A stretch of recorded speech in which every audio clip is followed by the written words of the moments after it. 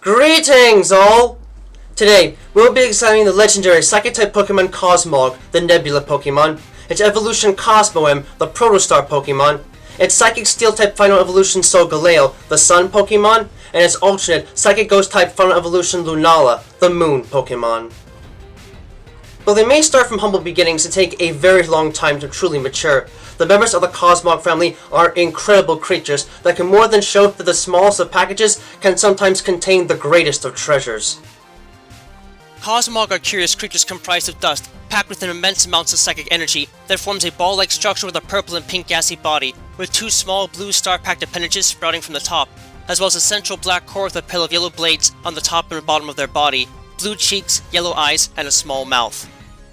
Their evolved form, Cosmoem, have smaller, compact bodies comprised mainly of a large, yellow, semi-bladed shell that covers the compressed core of Cosmog, transformed into a black sphere with closed eyes and red and blue segments of light running down its center and sides, immersed in a condensed cloud full of energy.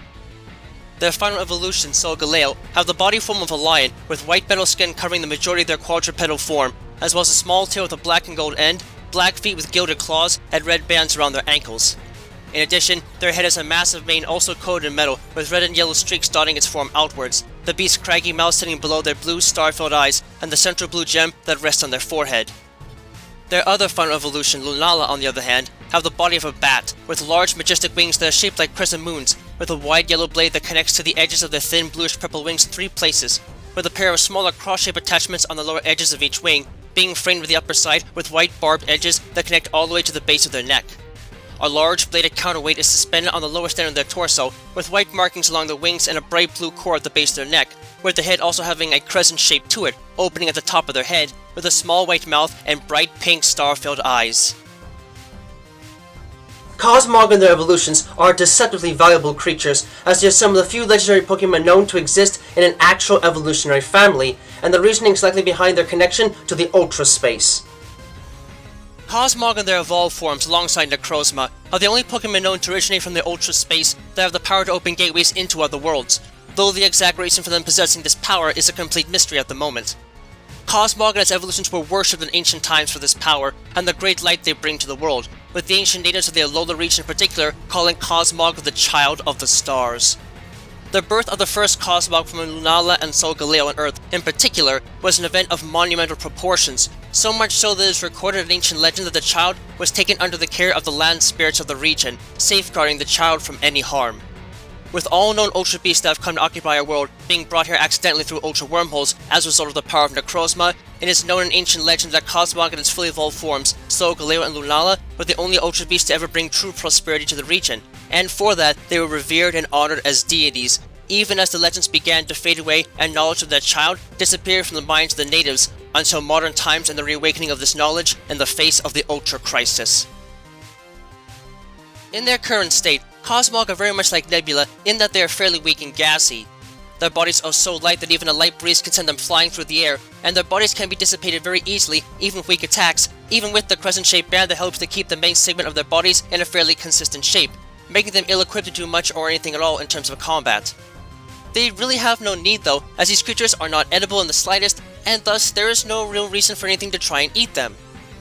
Nonetheless, these creatures do not exactly help themselves out much in terms of staying safe, as they will instantly take a liking to anyone that pays even a little bit of attention to them, which can often be to the detriment to their own safety if they put their trust in the wrong life form.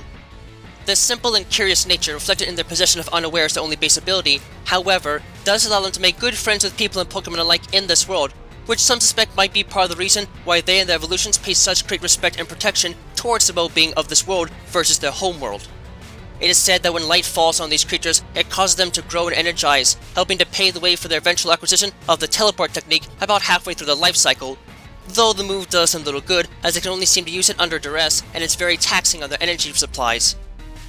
As Cosmog collect dust from the atmosphere using the small gassy appendages they use like hands, their small bodies eventually start to grow in size, and once they are near the point of evolution, their greatest power can be harnessed from the gas that comprises their bodies, the ability to generate Ultra Wormholes.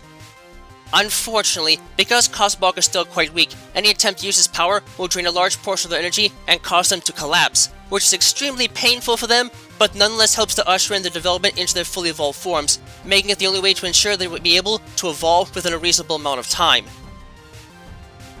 In evolution, Cosmoem have entered a dormant state and are almost completely incapable of motion, as their bodily functions and minds have entered a trance that they cannot be easily woken out of. In this form, all the gas that comprise Cosmog and the air around them is compressed into an incredibly small space, forming an extremely dense central core.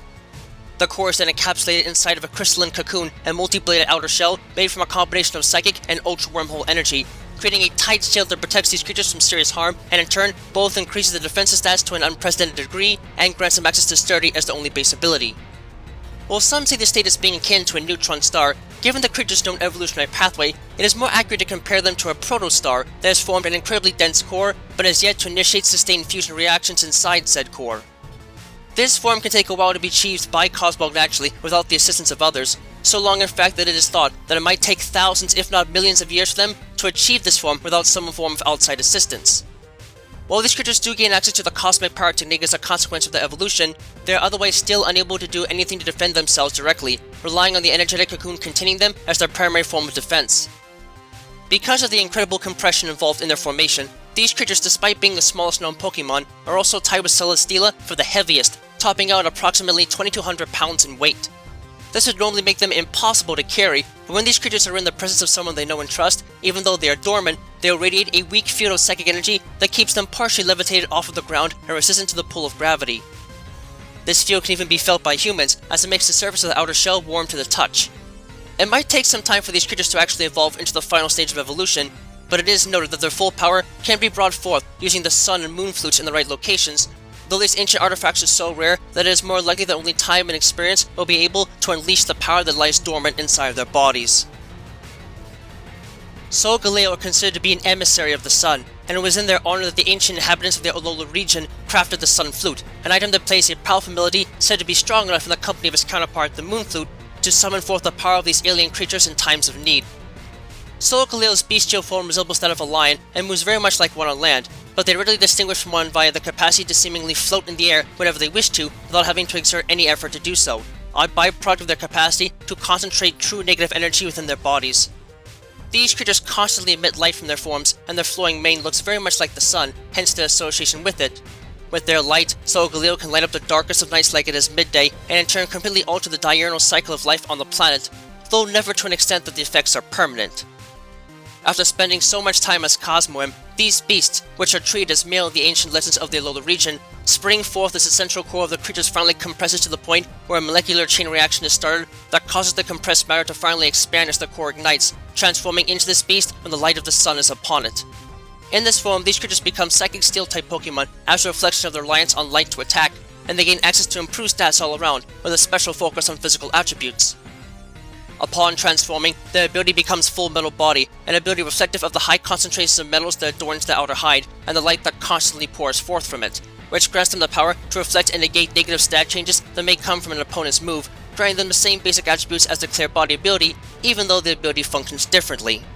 In addition, evolution grants these creatures access to the signature attack, the Sunsteel Strike, which involves them opening their third eye and gathering true negative energy into it.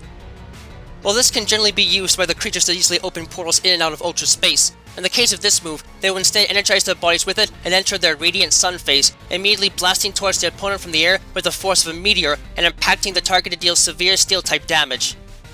And using true negative energy to attack, this also has the result of ignoring the target's ability completely when dealing damage, allowing Solgaleo to deliver the strike without ever having to worry about the special abilities possessed by their opponents. Furthermore, it serves as the core base for this creature's signature Z move, though Duskmane Necrozma can use it as well, the Searing Sunray Smash, which has the same general effects, but is twice as powerful and in turn has a devastating attack against most types of opponents. Overall, Solgaleo are impressive beasts with the very light of the sun on their side, and even in the darkest of days, they will always be able to shine through and protect the weak and the innocent from the dangers other worlds may bring, which is more than evident in their base stats, as they are incredibly powerful beasts. They are only partially weak in defense as a fully evolved Steel-type Pokémon, and in special defense as a fully evolved Psychic-type Pokémon, in turn possessing the highest base HP stat out of all Steel-type Pokémon, and the highest base stat total out of all Psychic-type Pokémon, tied with Mewtwo, Lugia, Hoopa Unbound, and Lunala, and not including Ultra Necrozma, thus rendering them a terrible force to face in nearly any battle situation. Lunala are considered to be an emissary of the moon, and it was in their honor that the ancient inhabitants of the Alola region crafted the Moon Flute, an item that plays a powerful melody said to be strong enough in the company of its counterpart the Sun Flute to summon forth the power of these alien creatures in times of need. Lunala resembles a bat in form and can fly through the air like one, but they're readily distinguished from a traditional identification as one by the lack of a need to ever actually flap their wings to stay afloat, expending seemingly no energy when floating as a consequence of their capacity to concentrate true negative energy within their bodies. The creatures are constantly absorbing light into their bodies and converting it into energy, leaving a veil of darkness in its wake only to re-emit it like moonlight and have the appearance of a starry night when they spread their wings fully to absorb light, taking on the shape of a crescent moon. With their absorption powers, Lunala can bring the darkness of night upon the land on even the brightest of days, and in turn completely alter the diurnal cycle of life on the planet, though never to an extent that the effects are permanent.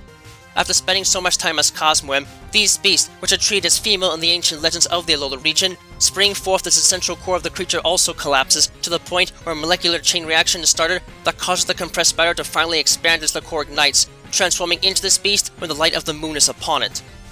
In this form, these creatures become psychic ghost types as a reflection of their reliance on darkness to attack, and they gain access to improved stats all around, with a special focus on special attributes. Upon transforming, their ability becomes Shadow Shield, an ability reflective of their shield of spiritual energy that surrounds their body as a consequence of absorbing all nearby light, which grants them the power to reduce the damage dealt to them by an initial attack by 50% if they are at full health, granting them the same basic attributes as the multi-scale ability, even though the ability still functions differently. In addition, evolution grants these creatures access to the signature attack, the Moongeist Beam, which involves them opening their third eye and gathering true negative energy into it. While this can generally be used by the creature to easily open portals in and out of Ultra Space, in the case of this move, they will instead energize their bodies with it and enter their full moon phase, immediately firing a massive beam of true negative and spiritual energy that deals severe ghost-type damage when it hits.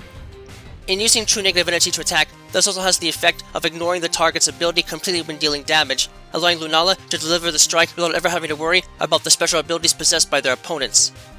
Furthermore, it serves as the core base for the creature's signature Z move, though Dawnwing's Necrozma can use it as well, the Menacing Moonrays Maelstrom, which has the same general effect but is twice as powerful and is in turn a devastating attack against most types of opponents.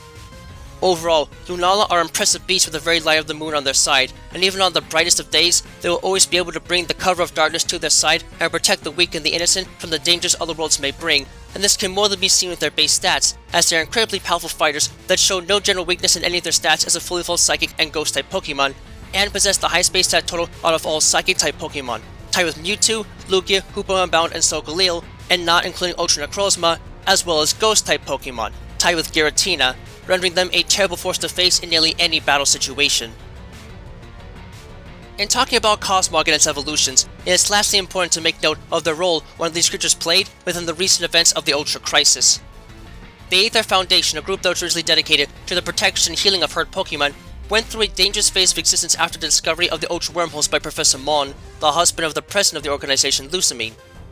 During an experiment, Moone was accidentally sucked into an Ultra Wormhole and did not return, and in a desperate search to learn more about Ultra Wormholes in the hopes of bringing back her husband, Lucamine accidentally stumbled across the Ultra Beasts.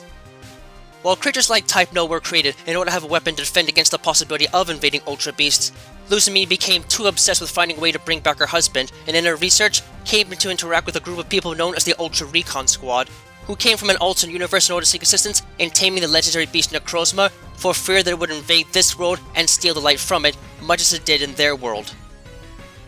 In order to acquire the resources and assistance she needed to save the world as a new life goal to make up for the mistakes of her past, Lucamine hired the former boss of Team Skull, Guzma, to gather resources and capture Pokémon from trainers in the wild in order to have them cryogenically frozen and stored so they could be with her forever as she prepared to act as a savior of the world. She managed to acquire the Cosmog born in the ancient past, as told in legend, and had plans to use it to open more Ultra Wormholes in order to study the Ultra Beast and enter into the world of Ultra Megalopolis, where Necrozma was contained, to tame the beast out of her own selfish ambitions, ignoring her children Lily and Gladion in the process. Disgusted with what his mother had become, Gladion had already left with one of the Type No specimens years ago, with his sister Lily staying behind for a time. However, when she learned what her mother was planning to do with the Cosmog the Aether Foundation had possession of, she stole the creature and, in her attempt to flee, the Cosmog used teleport to transport her to Melimeli Island, where she was discovered by Professor Kukui and taken in as an assistant. She named the little Cosmog Nebi and took it with her everywhere she went in a bag, as she could not let the creature out of her sight and needed to keep it safe, even though the child wanted to go out to the ruins of the islands, knowing they would be safe there even if no one else understood the reason why at the time. However, while she was able to make strong friends over the course of the journey despite her general fear of Pokemon, Lily was eventually captured along with Nebi, and Lucamine, in her crazed state, harnessed the power of Cosmog to open a portal in Aether Paradise. This allowed Lucamine to enter into Ultra Space in pursuit of Necrozma, with Guzma following behind for assistance. Drained of its power, Cosmog seemed to enter a sleeping state, but in truth it had evolved into Cosmoem in the wake of the event, and after retrieving the Sun and Moon flutes alongside a trainer that she had been traveling and building her courage with, the two made it to the altar of the Sun and Moon and used the flutes to try and summon the legendary Pokémon that banished the Ultra Beast in the past. To her surprise though, the flutes did not just summon the creature. Instead, Nebby absorbed the power that the flutes brought forth from the altar and used it to evolve into one of the legendary Pokémon of ages past. The exact one, though, is unknown due to limited eyewitness reports. However, before they could travel into Ultra Space to find Lucamine and Guzma, the two were ejected violently from a portal that opened at the altar, with the newly released Necrozma following behind. Seeking the light that the legendary creature gave off, the two fought briefly, and Necrozma was able to use his light absorption powers to completely possess Nebby, taking on a form similar in shape and type, or retaining its mind.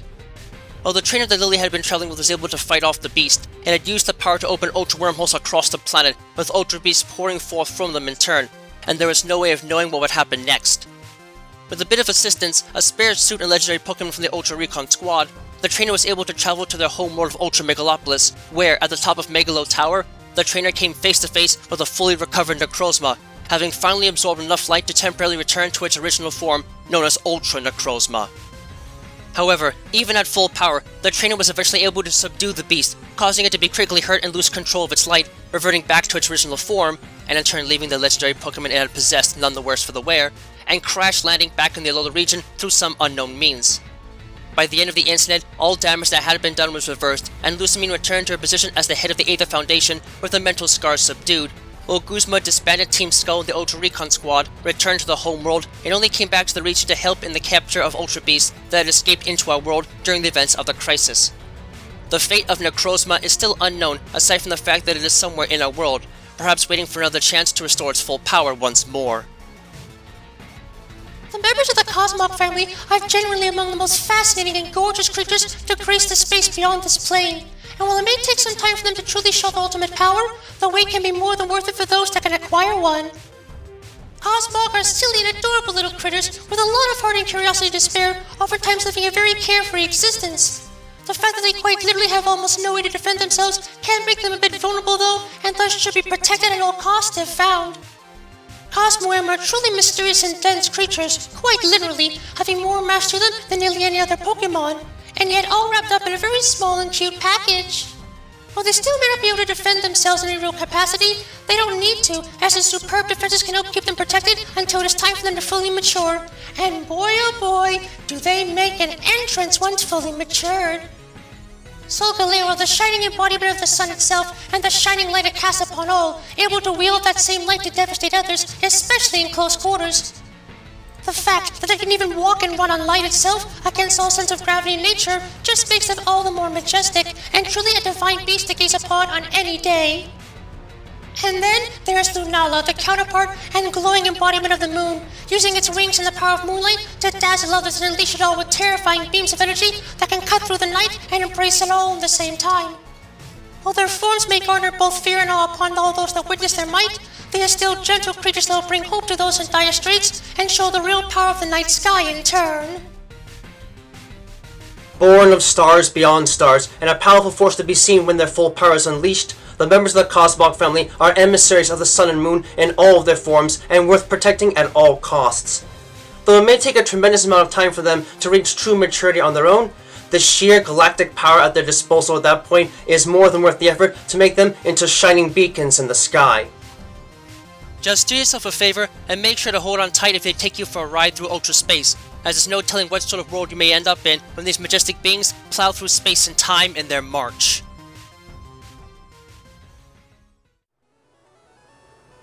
Thank you all for watching this video. It always brings me great joy to see others enjoying the work I do to try and make the world of Pokemon and the fascinating creatures that lay inside of it feel as real as they possibly can. If you really enjoy my work, please feel free to leave a comment and subscribe, as I always do my best to respond to any and all comments that are left on my videos. In addition, if you wish to learn more about my work and help support it, you can find links to my Patreon page, as well as email and other contact information to my work on DeviantArt in the video description down below. Furthermore, you can find a link to my Discord server there as well if you'd like to get a first glimpse at what videos are coming up next and converse with other fans of the world of Pokemon. Thank you for taking the time to watch this, and have a wonderful rest of your day.